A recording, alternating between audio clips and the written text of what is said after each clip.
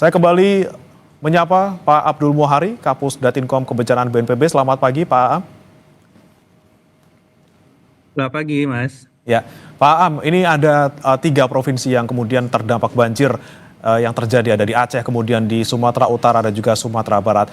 Mungkin kita akan bahas ke Sumatera Utara terlebih dahulu, Pak Aam, terkait dengan berapa sebenarnya total kabupaten kota yang terdampak di Sumatera Utara.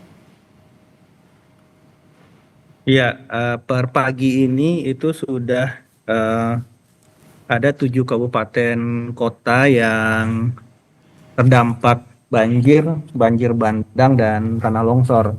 Jadi memang terjadi eskalasi daerah terdampak dari yang terjadi 2 hari yang lalu, karena seperti yang kita ketahui masih ada bibit bukan bibit lagi, siklon tropis di utara Sumatera, sehingga per pagi ini itu ada total 28 jiwa meninggal dunia dan 10 lainnya masih dalam pencarian. Ini ada di Humbang Hasundutan 5 jiwa meninggal dunia, Tapanuli Selatan itu ada 15 jiwa meninggal dunia, Pak itu 1 meninggal dunia, Tapanuli Utara 3 meninggal dunia, dan Tapanuli Tengah 4 meninggal dunia. Per pagi ini karena eskalasi daerah terdampak bencana sudah makin meluas, Kepala BNPB akan membuka posko pengendalian kedaruratan di Tarutung, Tapanuli Utara, dan bersamaan dengan itu kita juga membawa dukungan satuan udara. Jadi ada 3 pesawat dan 1 heli. 1 heli dan 1 pesawat karavan ini akan kita gunakan untuk distribusi logistik, angkutan orang dan barang. Heli juga nanti kita akan upayakan untuk dukungan evakuasi. Kemudian 2 pesawat lainnya untuk operasi modifikasi cuaca. Jadi meskipun yang kita hadapi peningkatan intensitas hujan ini disebabkan oleh adanya siklon tropis, tapi kami harapkan dengan adanya operasi modifikasi cuaca setidaknya intensitas hujan ini bisa berkurang sehingga eskalasi dari daerah terdampak bisa kita kurangi, yang nantinya ini akan membantu kita untuk lebih optimal pada penanganan warga terdampak di lapangan, Mas. Baik, sudah ada posko yang didirikan, ada juga pesawat yang disiapkan. Kemudian Pak Aam, untuk titik pengungsian sebenarnya ini yang paling banyak warga yang terdampak ada di mana, Pak Aam?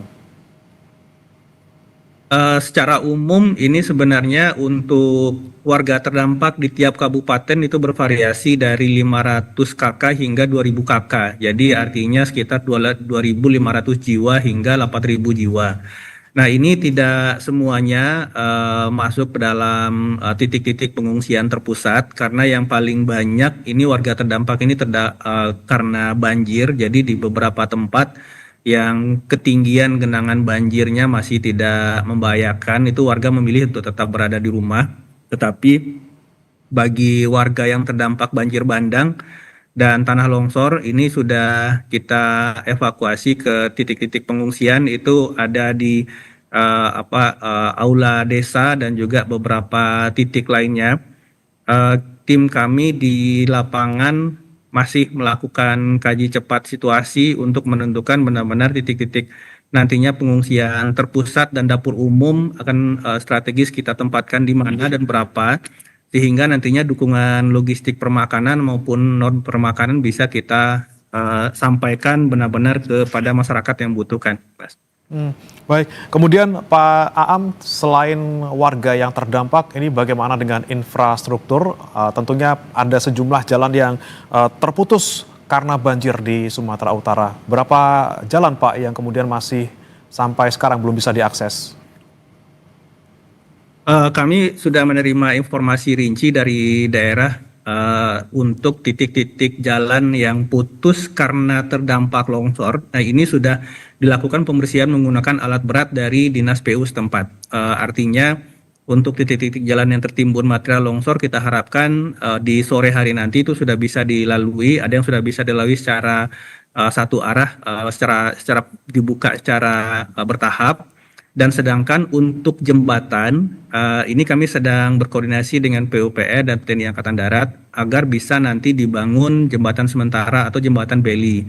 Tapi tentu saja nanti kita akan melihat skala prioritasnya yang memang benar-benar kemudian menjadi titik sambung dari roda perekonomian masyarakat, maka itu yang akan dulu kita prioritaskan.